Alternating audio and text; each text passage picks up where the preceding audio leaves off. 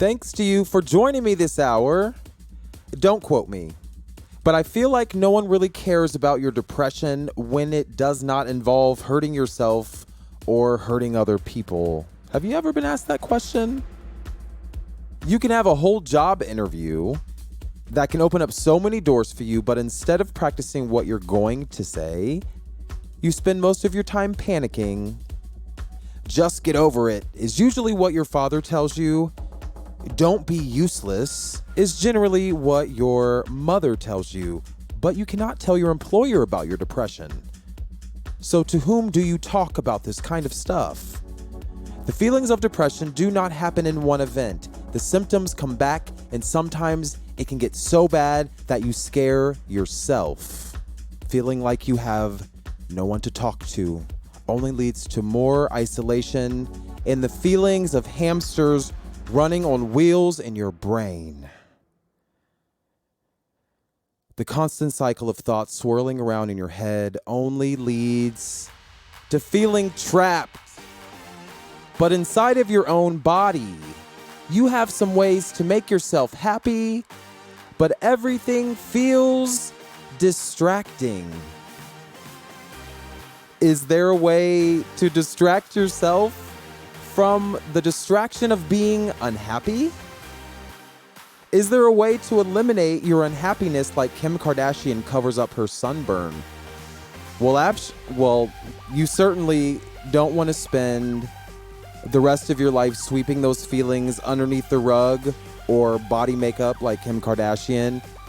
The worst thing about all of this is that you know what will ultimately happen. You can try your best, but what you do in the dark will come to the light. Just like the fun you will have with your friends. You know what? Actually, the way the internet is set up, you can't even really fuck with people like that no more. But you remember when you felt like you were left out and forgotten by those people you once considered friends. Even though you miss them, they don't miss you. Why do you even try? You wear your anxiety like an eyeliner, so it is what it is. Why can't just one fucking thing work out? You spend your entire life preserving your time and your energy and persevering, even though no one ever gave you anything. Sometimes the perseverance seems like it's all for nothing. Is it too much to ask for one tiny part of your life to work out? Is it too much to ask for one tiny sliver of happiness? You know you can't always get what you want, but you do need to suffer deeply every day on a fundamental level? No. When is it appropriate to break down? When will your head be clear? Well, you know, that medical staff must sometimes evaluate mental illnesses.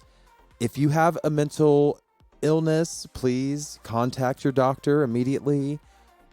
But if you have the mental capacity to continue listening, I have some information I'm going to share with you today. Hopefully by the end of this episode, you will understand the meaning of the holographic theory of existence from my perspective. This is part 2 of collective consciousness, and I am going to help you recognize patterns of social condition manipulation in nature and in humans for the purpose of helping you begin building worlds you want to see. And I want to help you do that by shifting your model of reality. If you prefer astrology over real life dating, you are not being cute or edgy.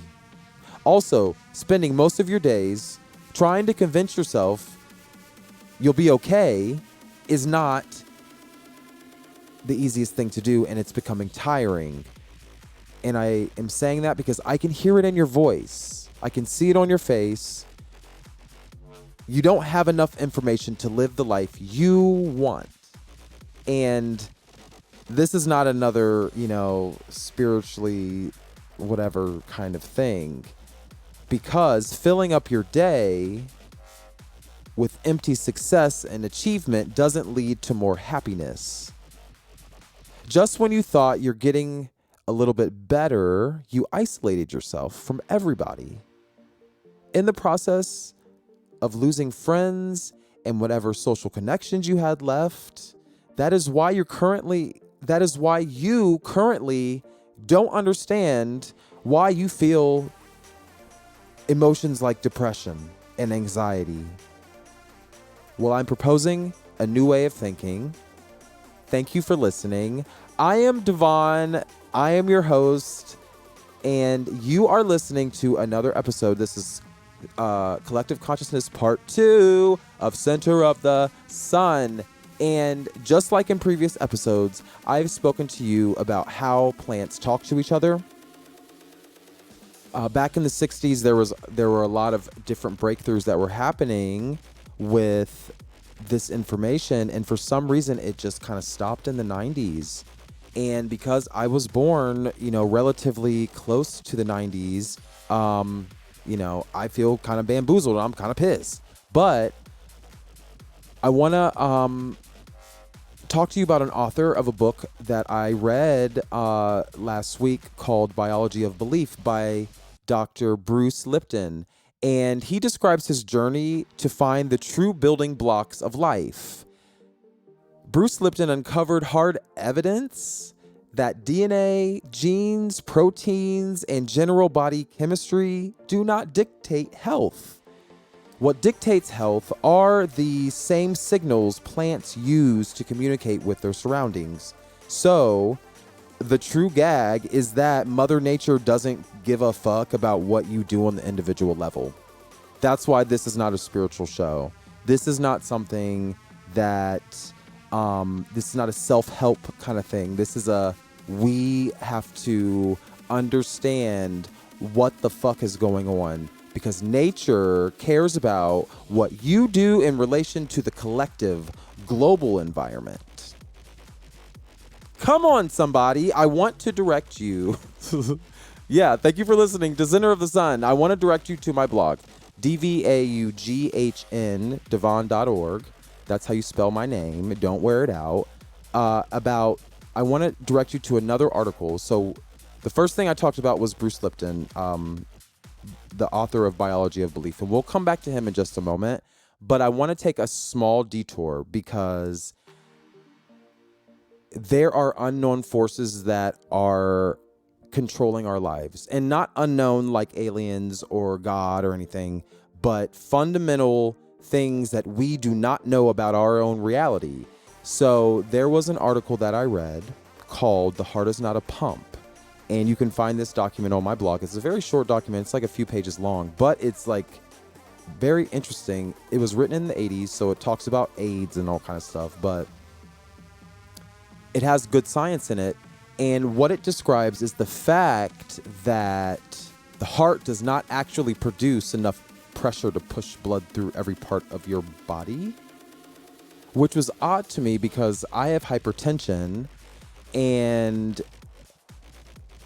for some reason blood moves throughout your body on its own accord. So I have something,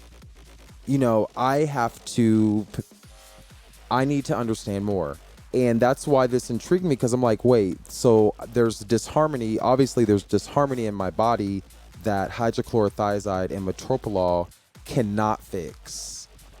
Your blood moves throughout your body through a series of swirls and spirals and gravity, and there's a whole bunch of shit going on, but there's no apparent source of this movement other than the blood itself, or there is no apparent pressure great enough to push blood past your lungs. And honestly, that's the true purpose of the heart, is to exchange oxygen with the lungs. So here is the reality. And if I'm wrong, please email me, host@centersun21.com. Thank you so much for listening. I believe depression and anxiety stem from a lack of information about your untapped powers and potential superpowers. I feel like this disharmony, this chemical imbalance that I endure as well, is due to a lack of complete information. And when I say complete information, I don't mean something you learned in a book or at school or from anybody else. We have been discouraged, or rather the lack of information about who you are, why you are alive, and what you should be doing with your time. That lack of information can be easily corrected. I want to touch on this because I want you to consider something. Instead of experiencing your depression as helpless or as a victim, how about you find out why someone discouraged you from understanding your true self? There's something unique about you, but you have to find out what that thing is. So that's why I mentioned earlier that sometimes these things have to be evaluated by doctors, but sometimes sometimes the doctor puts the work on you. And that's why I am proposing a new model of thinking about this, because I think that, like, instead of trying to dig down into your childhood or whatever it is, trying to like practice certain types of psychotherapy, have you considered this way of thinking and recognizing that there's something unique about you, but you got to find out what that thing is, and nobody can tell you what it is. You have to go inside. So I want to return to the book that I first mentioned by Bruce Lipton. By the time scientists figured out that every living creature has different cells and little structures inside them called organelles, there was only one commonality between all living creatures. So that's why this episode is called Collective Consciousness, because there is something collective and conscious about every organism on this planet. And do you know what that thing is? Well, Bruce Lipton, thank you, found that every single cell on this planet has the same cell membrane made of fat with gates and channels and pathways. So even though there are like trillion or billions or however many different variations of organisms on this planet, there is one thing that's common about everybody. That's the common link, is the cell membrane. And Bruce Lipton discovered that the inside of the cells, the organelles, were the tools, and that the cell membrane had a consciousness or a conscious quality to it, controlling the inside of the cell. And Bruce Lipton he proved this through his methods by excising certain parts of the cell, and the cell was fine. It still reproduced. It still, it still did what it did. It just didn't have the exact same structures as it did when it started. So nature uses the conscious part of all living creatures to survey herself. And Bruce Lipton believes that this aids in the removal of elements from elements of the environment that are harmful. So creatures of all kinds, including us, that support the environment, they thrive. On the other hand, organisms that promote destruction, they do not thrive. And it's basically that simple.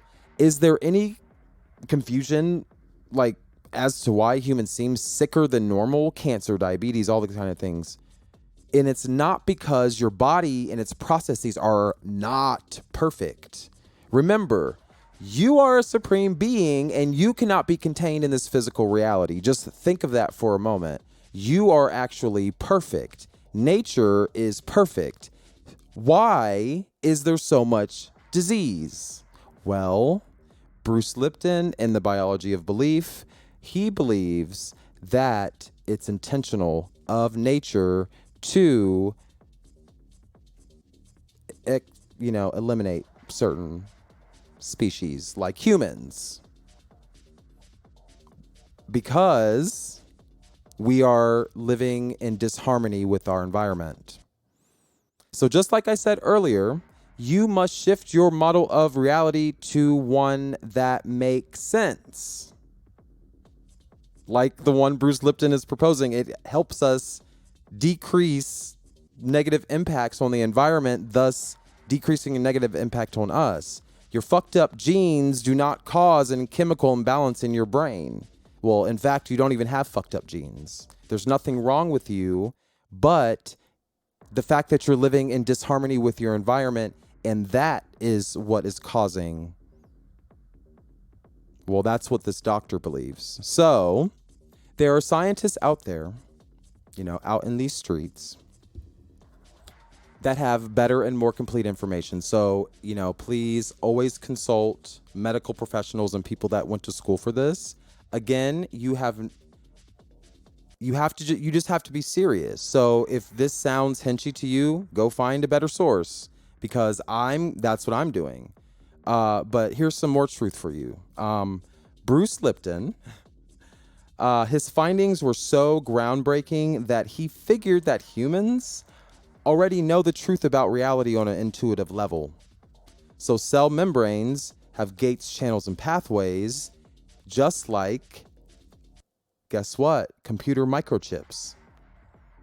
The same one that is inside of your iPhone right now. It is not a coincidence, or is it, that humans modeled our tools to match our bodies exactly. You might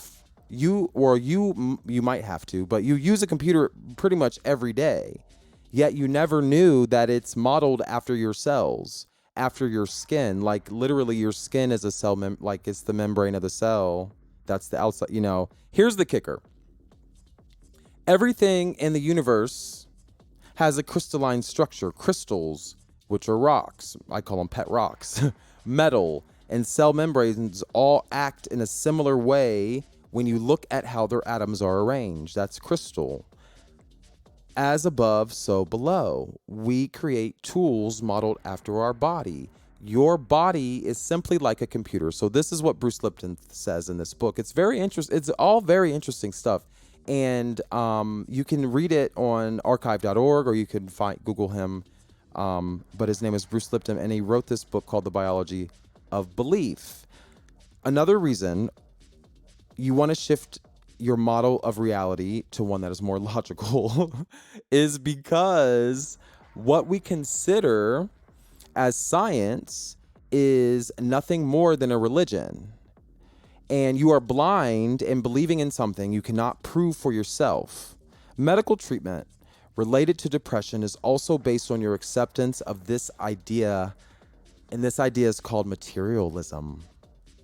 Some people, like fucking Albert Einstein and all these Charles Darwin and all these people out here telling us these half-truths about our reality, they believe that once we find the smallest or fastest things in the universe, we cannot, or once we find the smallest or fastest thing in the universe, we can actually stop asking questions, which is the worst advice ever.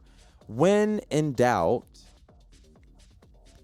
I just want you to adjust your lens, because just because your reality is built a certain way, that doesn't mean you should give up. Just because you see your reality through a certain lens doesn't mean that the model is correct across the board. So it might be true maybe in our little corner of the universe, but you might have to adjust the lens through which you see the world. Again, have you ruled out every theory?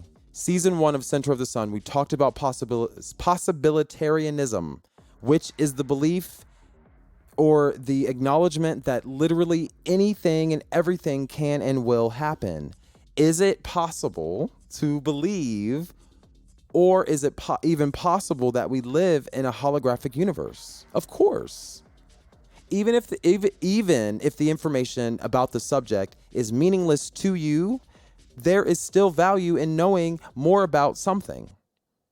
More information can help your brain create new connections. So this will also help you make the best decisions on how to move forward in your life, not less. Explore for a moment near-death experiences.